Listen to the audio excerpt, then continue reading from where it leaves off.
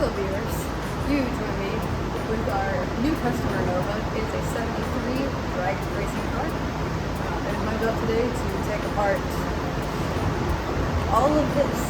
I'm going to have a time lapse I think of how racing kind of go over what the goals are for this car, what the problems are that we've found so far, and what we're planning to do moving forward. So let's begin.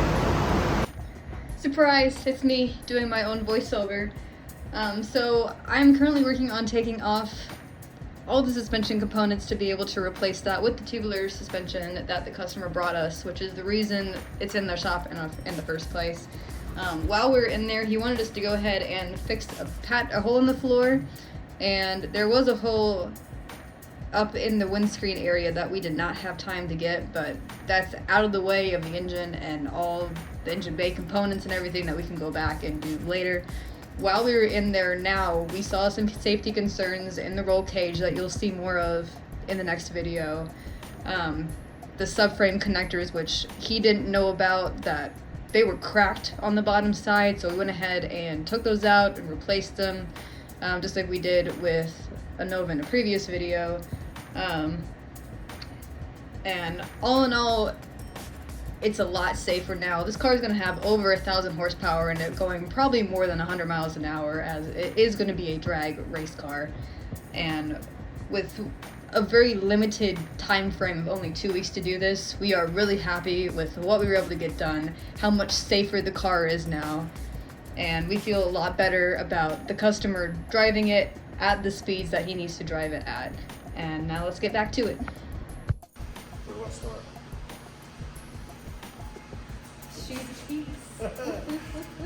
And action. All right. So, I said so. We can't start that. Don't do it. Don't do it. All right. And take 2. Action. A Nova, a drag car Nova. We have sorted through some issues. A few issues, right, Lexi? Yes. We've dealt with a subframe bushing on the driver's side versus a subframe bushing on the passenger side, and the front roll cage bars and subframe connectors welded in with the front end misaligned. We have rectified this for the most part and gotten our front frame somewhat level to the rear end, and now we've got to cut it all apart because this will replace that. And why are we doing that, Lexi? Why in the world would we cut a perfectly good front end out and put another one in? Well, first off, it's like that. Tubular stuff. Stronger, better. Well, it's lighter. This is 4130 chromoly tubing, and that is a bunch of Detroit steel. And this is heavy, this is lighter, and there's more room for exhaust and all kinds of stuff. So what we're going to do first is I'm going to teach Lexi how to take apart spindles, and we'll get the shocks and springs and all this stuff out of here. We're going to take a few measurements first, and then I'm going to start cutting on this thing. We've already got our new firewall fitted, which is another thing we've done. And From scratch. yeah, from scratch, like a donut. Like donuts from scratch, or biscuits. That can make yourself hungry. Yeah. Which would you rather have, a biscuit from scratch or a donut? I'd rather a biscuit. But anyway, that's what we're going to do, so stay tuned.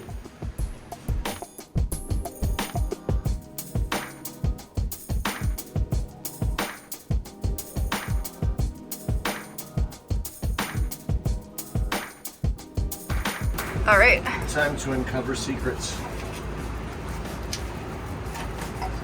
There was a really unusual body mount bushing, aka hockey puck, underneath the car, and an unusual spot of 200-mile-an-hour tape above it, and it looked like it had been mauled by a Bengal tiger. So we weren't surprised whenever we couldn't get the bolt in the new bushing, which this is the bottom of. It's an aluminum bushing for each load. We couldn't get that to thread because that's supposed to thread up in here. So we are going to have to fix that. I've got to do a nice little incision here with a highly precise cutting tool, and then decide if I'm going to make a lid that just screws down over it in case it needs to be accessed or whatever. But we've got to be able to put a bush in this. This is a drag car. It's going to have over 1,000 horsepower. And I mean, I guess someone else didn't care about that, but we do. So let's get to it.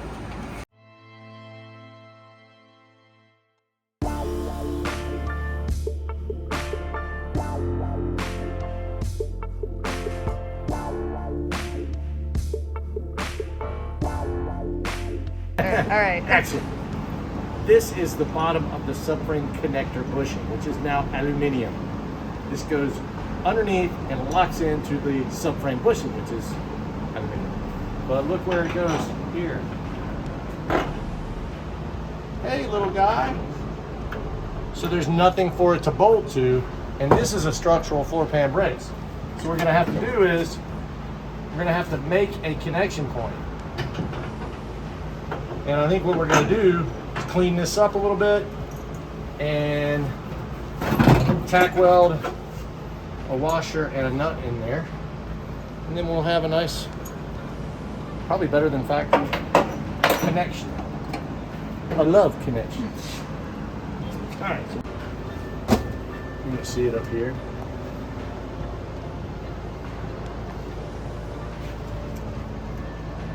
So that didn't take real long. We're gonna weld here and there, and then that'll keep it from twisting, and we'll be good. And then we'll figure out what we're gonna do with this little compartment here to make it look nice and if we need it accessible ever again. So now, off to burn.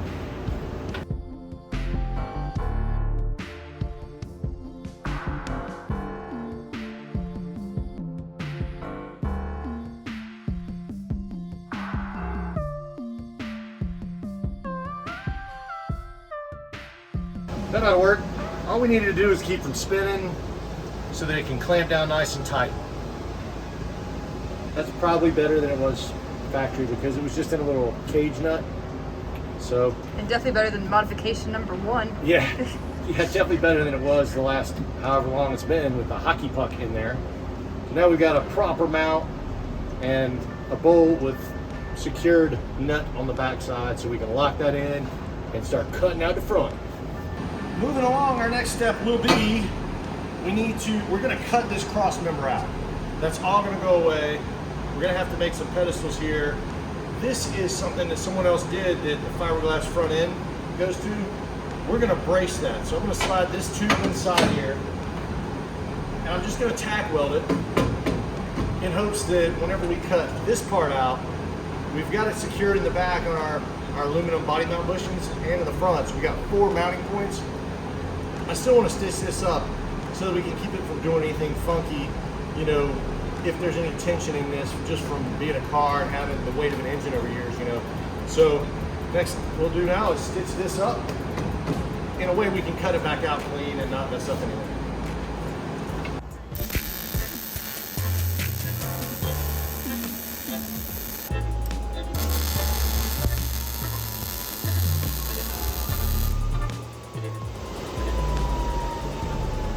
Just laying that bead right beside it, just kissing on that material so that I can cut it off quickly.